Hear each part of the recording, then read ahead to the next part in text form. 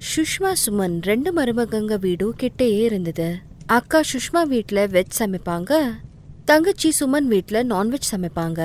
எப்போ எல்லாம் சுமன் நான்வெஜ் சமைப்பாங்களோ அந்த வாடை சுஷ்மா வீட்டுக்கு வந்துடும். இன்னைக்கு வந்த மாதிரி. தீபக், சுமனத்தை இன்னைக்கு சாப்பிட என்ன பண்றாங்க? ரொம்ப மணக்குதே. நீங்க ஒண்ணு, மம்மி இன்னைக்கு சிக்கன் பிரியாணி பண்றாங்க. இன்னைக்கு எல்லாருக்கும் சிக்கன் பிரியாணி சாப்பிட மனசு இல்ல. சிக்கன் பிரியாணி பேரை கேட்டு ரிங்குக்கு ஆசை ஆயிடுச்சு. அப்போ சுமன் அங்க வராங்க. சித்தி, நீங்க சிக்கன் பிரியாணி பண்றீங்களா? இப்பதான் பண்ணிட்டு வந்த, சாப்பிடுறியா? ஆனா அம்மா பருப்பு குழம்பு பண்ணாங்க. ராஜ்மா சாவல் எல்லாம் டெய்லியும் சாப்பிட்டுட்டே இருப்போம். சித்தி, நான் போய் கை கழுவிட்டு வர, சரியா? சித்தி, நானும் வரட்டா? கண்டிப்பா, நீயும் வரலாம். நான் நிறைய சிக்கன் பிரியாணி சமைச்சிருக்கேன். எல்லாரும் சேர்ந்து சாப்பிடலாம். ரிங்கு கின்னி 2 பேரும் சுமன் வீட்டுக்கு சாப்பிட போனாங்க. சுஷ்மா வந்து நிறுத்திட்டாங்க. 2 பேரும் எங்க போறீங்க? சாப்பிடலையா? இல்ல மம்மி, 2 பேரும் சித்தி வீட்டுக்கு போறோம். எங்களுக்காக அவங்க சிக்கன் பிரியாணி பண்ணிருக்காங்க. இதை நாங்க நாளைக்கு சாப்பிடுறோம். தினமும் இதே ஆயிடுச்சு. சாப்பிடலன்னா நான் எதுக்கு சமைக்கணும்? உங்களுக்கும் தினமும் நான்வெஜ் சாப்பிடுறதே வேலையா போச்சு. இந்த சுமனுக்கு என்னதான் நான்வெஜ் சாப்பிடுற ஆசையோ அவளோட சேர்த்து வீட்டுல எல்லாரும் நான்வெஜ் சாப்பிட ஆரம்பிச்சிட்டாங்க. நான்வெஜ் சாப்பிட்டா என்ன இருக்கு, நல்லது தானே. சுஷ்மா இத்தனை வருஷம் கழிச்சு கூப்பிட்டுருக்கா, எனக்கு கூட போட்டதே இல்ல. சுமன் வந்ததுக்கு அப்புறம் குழந்தைங்களுக்கு நான்வெஜ் கிடைக்குது. ராஜேஷ் அண்ணா, கொஞ்சம் சிக்கன் பிரியாணி சாப்பிட்றீங்களா? நீங்க சாப்பிடல? அட, எங்க சாப்பிட்ட? நான் ராஜ்மா சாப்பிட மாட்டேன்னு தெரியும்ல. பிரியாணி எடுத்துட்டு வா, ஏதாச்சும் நல்லா சாப்பிட தோணுதுப்பா. கண்டிப்பா தரேன். வீட்ல எல்லாரும் சுமனை ரொம்ப பாராட்டுவாங்க. அவளோட நான்வெஜ் சாப்பாடுக்கு முன்னாடி வெஜ் சாப்பாட யாருமே விரும்பல, சுஷ்மா மாமியார தவிர. சுமன் விதவிதமா நான்வெஜ் டிஷ்ஷஸ் சமைப்பா. Fish gravy, egg gravy, mutton, சிக்கன்னு சமைப்பா. சுஷ்மா கூட நல்ல வெஜ் சாப்பாடு சமைப்பா. அவளோட வெஜ் சாப்பாடு டேஸ்டியா இருக்கும். ஆனா நான்வெஜ் சாப்பிடுறவங்க வெஜ் எங்க சாப்பிடுவாங்க? எனக்கு உங்களோட ஃபேவரட் எண்ணெய் கத்திரிக்காயும் சோள ரொட்டி பண்ணிருக்கேன், நீங்க சாப்பிடல? நாளைக்கு சாப்பிடுறேன். சும்மா இன்னைக்கு பட்டர் சிக்கன் பண்ணிருக்கா. அங்க பார்ட்டி இருக்கு, நீங்க 2 பேர் சாப்பிடுங்க. குழந்தைங்க என் கூட அங்கேயே சாப்பிடுவாங்க. என்னமோ தினமும் நீங்க அது என்ன நான்வெஜ் சாப்பிடுறீங்களோ, தினமும் அந்த சுமன் வீட்டுக்கு நான்வெஜ் சாப்பிட போயிடுறீங்க. எங்க வீட்டு சாதாரண சாப்பாடு உங்களுக்கு எல்லாம் பிடிக்கல. இது கத்திரிக்காய் சீசன். சோள ரொட்டியோட கத்திரிக்காய் எவ்வளவு நல்லா இருக்கும். நீ வெஜிடேரியன் சாப்பாடு சாப்பிடுறதே இல்ல. அப்போ உங்க சுமன் வராங்க. அத்தை, அக்கா, நீங்களும் அங்கே வந்துடுங்க. ஏதாவது வெஜ் சமைக்கிறேன், ஒன்னா சாப்பிடலாம். இல்ல, நான்லாம் அங்க சாப்பிட மாட்டேன். நான் நான் வெஜிடேரியன் சாப்பாடு சாப்பிடுறதில்ல. நான் அங்கெல்லாம் சாப்பிட மாட்டேன். சுமன், உனக்கு தெரியும் இல்லையா, நாங்க நான்வெஜ் சமைக்கிற பாத்திரத்துல சாப்பிட மாட்டோன்னு. ஒன்னும் பிரச்சனை இல்ல, நீங்க சாப்பிடுங்க. இங்க சோள ரொட்டியும் எண்ணெய் கத்திரிக்காய் பண்ணிருக்கோம், நாங்க அதை சாப்பிடுறோம். நீ சாப்பிடுறியா? சுஷ்மா சொன்னதை கேட்டு சுமன் ஜோரா சிரிக்கிறா. அவளோட நரேஷும் சிரிக்கிறா. அண்ணி, நான்வெஜ் சாப்பாடுக்கு முன்னாடி வெஜ் ஒண்ணுமே இல்ல. இவங்க நான்வெஜ் விட்டா எதுவும் சாப்பிட மாட்டாங்க. நான்வெஜ் முன்னாடி இருக்கும்போது வெஜ்ஜ தொடவே மாட்டாங்க. இவங்க பத்தி நல்லா எனக்கு தெரியும். இவங்க நான் பண்ண பெட்டர் சிக்கனை நல்லா சாப்பிடுவாங்க. அண்ணி, வெஜ் பண்றத விட்டுருங்க, நான்வெஜ் பண்ண ஆரம்பிங்க. அன்னைக்கு சுஷ்மா ரொம்ப வருத்தப்பட்டா. அவளுக்கு துக்கமா இருந்தது. அவ சமைக்கிறதே கம்மி பண்ணிட்டா. அவளுக்கு தெரிஞ்சு போச்சு, சமைச்சாலும் யாரும் சாப்பிட மாட்டாங்கன்னு. எல்லாரும் நான்வெஜ் தான் சாப்பிடுவாங்க. அவளுக்கும் மாமியாருக்காக வெஜ் சமைப்பா. சுஷ்மா காத்தால டிஃபன் பண்றதும் நிறுத்திட்டா. மம்மி, இன்னைக்கு நாஷ்டா பண்ணலையா? இனிமே நான் டிஃபன் எல்லாம் சமைக்க மாட்டேன். உனக்கு நான்வெஜ் பிடிக்கும் இல்லையா? போ, சித்தி வீட்டுக்கு போய் அங்க டிஃபன் சாப்பிடு. என்னாச்சு, இன்னைக்கு சாப்பிட ஒண்ணுமே பண்ணல? நீங்க சுஷ்மா சமைக்கிறத வீட்ல சாப்பிடுறதே இல்ல. நீங்க நாள் பூரா சுமன் வீட்லயே சாப்பிடுறீங்க. அங்கே போயிடுங்க, ஏதாவது சமைச்சிடுப்பா. அம்மா, ரொம்ப பசிக்குது, ஏதாவது பண்ணி கொடுங்க. இன்னைக்கு சமைக்க மாட்டேன். இன்னைக்கு என்னைக்குமே நான் சமைக்கவே மாட்டேன். நீங்களாவே சமைக்கிறீங்களா? சமைச்சு சாப்பிடுங்க. சுஷ்மா மாமியாருக்கும் அவளுக்கும் மட்டும் சமைக்க ஆரம்பிச்சா. அவ ராஜேஷ் பசங்களுக்கு சமைக்கிறதே நிறுத்திட்டா. இப்போ ராஜேஷும் பசங்களும் கவலையா இருந்தாங்க. அவங்க அப்பப்போ சுமன் வீட்டுக்கு போய் சாப்பிட முடியாது. நான்வெஜ் சாப்பிட மட்டும் அவங்க கூப்பிடுவாங்க. ஒரு நாள் சுமனுக்கு உடம்பு சரியாம போச்சு. படுத்த படுக்கை ஆயிட்டா. அவளுக்கு டைஃபாய்டு வந்ததால அவ ரொம்ப மெலிஞ்சு போயிட்டா. வீட்டு வேலை செய்ய முடியல. வீட்ல சமையல் நின்னு போச்சு. சுமன், சுஷ்மா அன்னிக்கிட்ட நான் பேசுறேன். பச்சை பயிறு கஞ்சி பண்ணுவாங்க அவங்க கண்டிப்பா. நரேஷ், அண்ணி முதல்ல வீட்ல எல்லாரும் மேல கோவமா இருக்காங்க. அவங்களுக்கே அவங்க சமைக்கிறது இல்ல, எனக்காக பண்ணுவாங்களா? ஒரு வாட்டி நான் சொல்லி பாக்குறேன். பரவாயில்ல, சரி, நானே ட்ரை பண்றேன். நரேஷ் கிச்சன்ல கிச்சடி சமைக்க ஆரம்பிக்கிறான். அப்போ சுஷ்மா கிச்சடி சமைச்சு கொண்டு வரா. நரேஷ், விட்டுடுங்க, உங்களால முடியாது. நான் கிச்சடி கொண்டு வந்திருக்கேன். எடுத்துக்கோ சுமன், கிச்சடி சாப்பிடு, உனக்கு நல்லது. சுமன், இப்போ உடம்பு எப்படி இருக்குமா? பரவாயில்ல. டாக்டர் சொன்னாரு கெட்ட சிக்கன் சாப்பிட்டதால எனக்கு டைஃபாய்டு வந்திருக்குன்னு. என்ன சூப்பு, கிச்சடி, வெஜிடேரியன் சாப்பாடு சாப்பிட சொன்னிருக்காரு. நான்வெஜ் சாப்பிடக்கூடாது. ஏன்னா இப்போ நான்வெஜ் சரியில்லையா? மார்க்கெட்ல பழைய நான்வெஜ் விற்கிறதால பிரச்சனையா இருக்கு. எனக்கு வெஜ் சாப்பாடு பண்ணவே தெரியாது. இந்த நிலைமையில நீ எப்படி சமைப்ப? டென்ஷன் வேணா, நானும் அத்தையும் பாத்துக்கிறோம். நீ ரெஸ்ட் எடுத்துக்கோ. நான் எல்லாருக்கும் சமைக்கிறேன். நரேஷனா நான் நான்வெஜ் சமைக்க மாட்டேன், நீங்க வெஜ் சாப்பிடணும். சுஷ்மா கேட்டதுக்கு அவரு சரின்னு சொன்னாரு. அன்னைக்கு வீட்ல வெஜ் தான் சமைச்சாங்க, நான்வெஜ் இல்ல. தீபக், நான் நான்வெஜ் பண்ணலன்னா என்ன?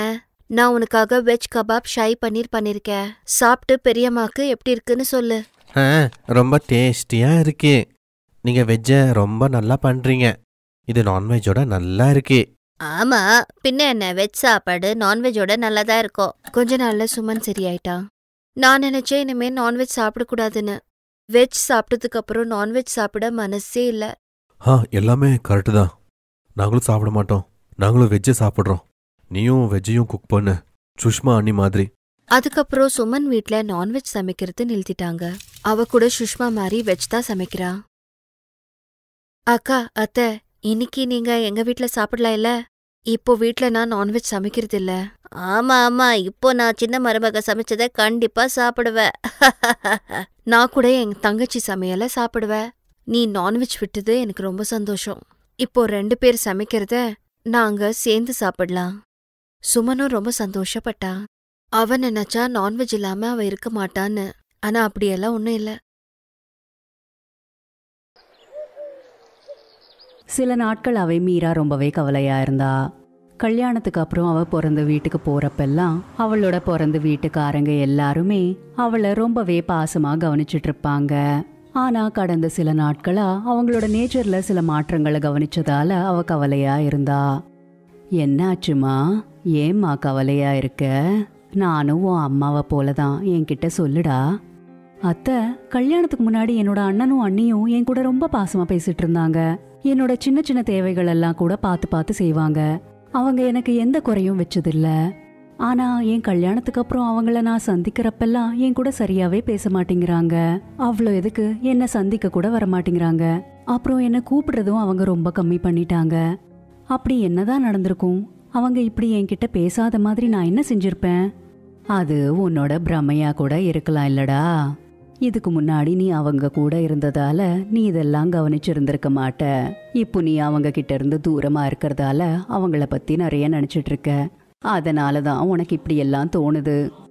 அவங்களோட மனசு ரொம்பவே நல்லதுன்னு எனக்கு தோணுது. நீ ஒரு வேலையை செய். நீ உங்க அம்மா வீட்டுல சில நாட்கள் இருந்துட்டு வா. இதால உன்னோட மனப்பிரமையும் விலகி போயிடும்.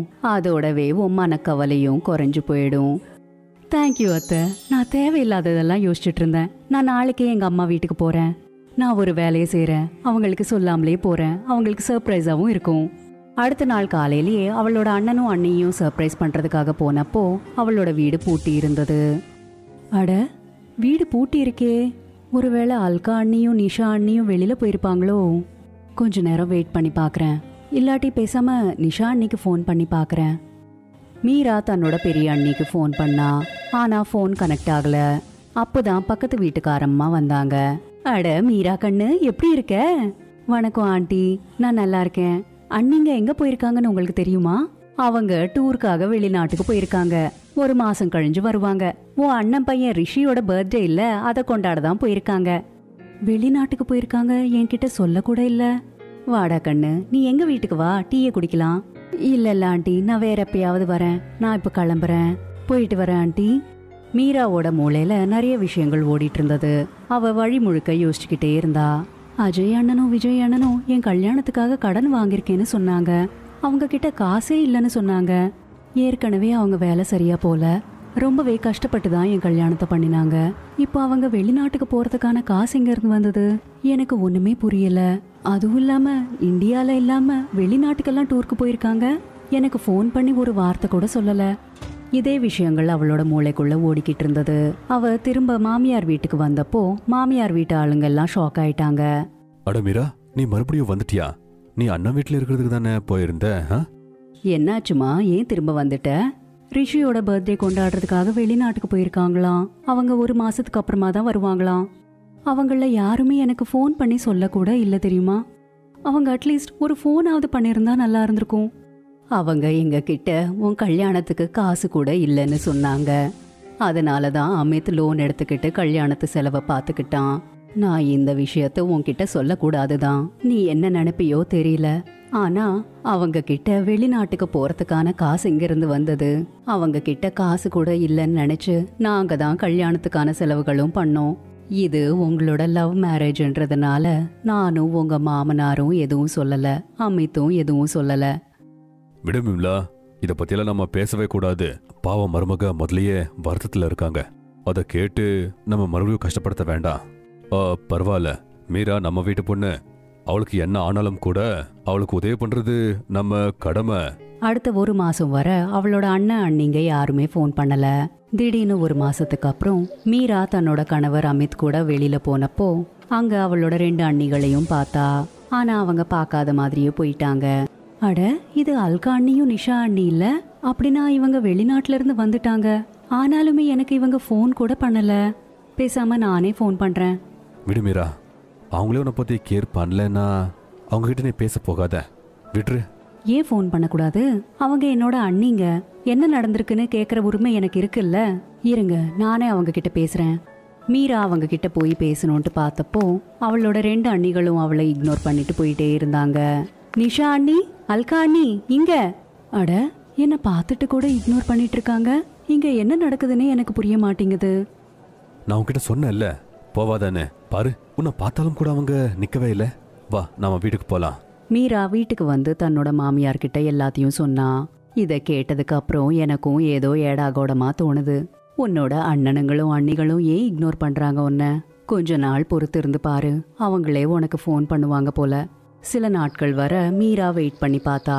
ஆனா அவளுக்கு எந்த ஃபோனும் வரல. ஒரு நாள் மீரா தன்னோட மாமியாரோட வெளியில போயிட்டு வந்துட்டு இருக்கும்போது வழியில அவங்களுக்கு தெரிஞ்ச தன்னோட அப்பாவோட லாயர் ஃப்ரெண்ட பார்த்தா. மிஸ்டர் சர்மா அவங்க கிட்ட சொன்ன விஷயத்த கேட்டு அவங்க 2 பேரும் ஷாக் ஆயிட்டாங்க. எனக்கு ரொம்ப ஆச்சரியமா இருக்கு. உங்க 2 அண்ணங்க உன் பகுதி சொத்தை உனக்கு கொடுக்கவே இல்லையா? உங்க அப்பா போகும்போது சொத்தை 3 பகுதியா பண்ணாங்க. அவங்க 3வது பங்கு சொத்தை உன் கல்யாணத்துக்கு அப்புறம் செலவுக்கு கொடுக்கணும்னு எழுதி வச்சிருந்தாங்க. திடீர்னு உங்க 2 அண்ணங்க என்கிட்ட பேசுறதே நிறுத்திட்டாங்க. என் இடத்துல இன்னொரு வக்கீல அவங்க வச்சாங்க. அது எனக்கு புரியவே இல்லை. நான் போய் அவங்க கிட்ட எதுக்கு என்கிட்ட பேசாம இருக்குங்கன்னு கேட்க முடியுமா? அப்படி பண்ணாலும் சரியில்லை. ஆனா உன் உரிமை, உன் சொத்தை நீ விடக்கூடாது. அதை மட்டும் நான் சொல்லிக்கிறேன். சொத்தோட ஒரு பங்கு உனக்கு கிடைக்கணும்னு உங்க அப்பாவோட ஆசையா இருந்துச்சு. சொன்னா எல்லாம் போட்டு கொடுக்குற மாதிரி இருக்கும். ஆனா எனக்கு உங்க அண்ணன் அப்புறம் அண்ணியெல்லாம் சேர்ந்து உன்னை ஏமாத்துறாங்கன்னு தோணுது. அதான் சொன்னேன். என்னோட சொந்த அண்ணனுங்களே இப்படி செய்வாங்கன்ட்டு என்னால நம்பவே முடியல. லாயர் அங்கிள், எனக்கு கிடைக்க வேண்டிய சொத்துக்காக நீங்க தான் எனக்கு ஹெல்ப் பண்ணணும். என்னோட அண்ணனுங்களும் அண்ணிகளும் எனக்கு சொத்து கொடுக்க மாட்டோன்ட்டு ஒரு வார்த்தை சொன்னா கூட பரவாயில்ல, நான் அவங்கக்கிட்ட சொத்தே கேட்டிருக்க மாட்டேன். அவங்க என்கிட்ட கேட்டிருந்தா நான் என்னோட உயிரை கூட கொடுத்திருப்பேன். ஆனா அவங்க என்னடானா சுத்தமா நேர்மையாவே இல்லாம இப்படி எல்லாம் நடந்துக்கிட்டாங்க. இதை என்னால தாங்கிக்கவே முடியல. எனக்கு என்னோட சொத்து பங்கு கிடைச்சே ஆகணும். கண்டிப்பா நான் இங்க சகாயா மாட்ತೀನಮ್ಮ. மீரா, நீ கரெக்டான முடிவு தான் எடுத்திருக்கம்மா. நாங்க எல்லாரும் உனக்கு தான் சப்போர்ட் பண்ணுவோம். தேங்க்யூ அத்தை, தேங்க்யூ சோ மச். நீங்க ரொம்ப நல்லவங்கன்ட்டு எனக்கு நல்லாவே தெரியும். நீங்க தான் கல்யாணத்துக்கான செலவுகளையும் பாத்துக்கிட்டீங்க. இந்த விஷயத்த நான் மறக்கவே மாட்டேன். எங்க அப்பா எனக்கு கொடுக்கறதா இருந்த என்னோட பங்கு சொத்தை நான் கண்டிப்பா வாங்கியே தீருவேன். லாயர் சர்மாவோட உதவியால மீராவோட அப்பா மீராவோட பேர்ல எழுதி வச்ச சொத்து அவளுக்கு கிடைச்சிடுச்சு. ஆனா வருத்தம் என்னன்னா, மீராவோட அண்ணனுங்க சொத்துக்காக மீராவையே விட்டு கொடுத்துட்டாங்க. இனிமே எனக்கு பிறந்த வீடே கிடையாது. உங்களுக்கு ஒரு தங்கச்சி இருக்கான்ற விஷயத்தையே மறந்துருங்க. அப்படி சொல்லாத மீரா, நாங்க தப்பு பண்ணிட்டோம். ஆமா, காசோட ஆசையால நாங்க அப்படியெல்லாம் பண்ணிட்டோம். இல்ல அண்ணா, இப்ப ரொம்பவே லேட் ஆயிடுச்சு. ப்ளீஸ், இனிமே உங்களுக்கும் எனக்கும் எந்த சம்பந்தம் இல்ல. தேங்க்யூ சர்மா அங்கிள், நீங்க எனக்கு ரொம்ப உதவி செஞ்சீங்க. அவ தன்னோட அண்ணனுங்க கிட்ட இப்படி பேசினதால மீராக்கு அழுக வந்துருச்சு. இது தன்னோட அண்ணனுங்களுக்கும் அண்ணிகளுக்கும் மீரா கொடுத்த தண்டனை. Thanks for watching.